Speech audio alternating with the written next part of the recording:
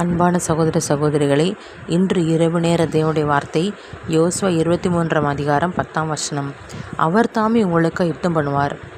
இந்த வசனத்தை கேட்டு கொடுக்கிற தேவ ஜனங்களை, நமக்கு எவ்வளோ போராட்டம் பிரச்சனை வந்தாலும் கர்த்தரை நோக்கி துதிக்கும் போது, கர்த்தரை நோக்கி விண்ணப்பத்தை ஏறெடுக்கும்போது, கர்த்தரை சார்ந்து நாம் இருக்கும்போது, கர்த்தருடைய சமூகத்தை நித்தம் தேடும்போது, கர்த்தர் நம்மை விடுவிக்க வலுவிருக்கிற கர்த்தர் நம்மை மீட்க வலுவிருக்கிற கர்த்தர் நமக்காக வழக்காடுகிற தேவனாக இருக்கிறார்.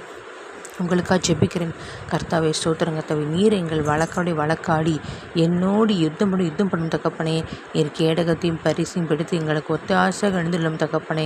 ஏசப்பா ஸ்தோத்திரம். கர்த்தாவே, எங்களை துன்பப்படுத்தி எதிர்த்து நின்று ஈட்டி யோங்கி அவர்கள் மதத்தின் ரட்சிப்பு என்ற ஆத்மாவுக்கு சொல்லும் அப்பா.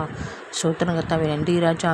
ஏசப்பா, நீர் எங்களுக்காக யுத்தம் பண்ணி தகப்பனே வெற்றி இந்தியன் விடுதலை தேவன் தகப்பனே, எங்களோடு கூட தகப்பனே வெற்றி தரும்படி ஜெபிக்கிறேன்ப்பா. ஸ்தோத்திரம் கர்த்தாவே.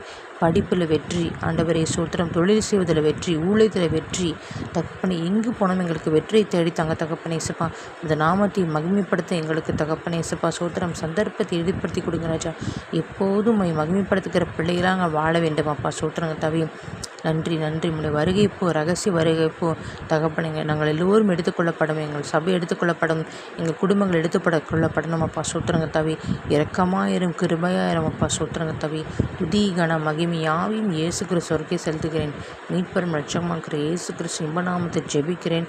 என் ஜீவன் நல்ல தகப்பனே. ஆமேன்.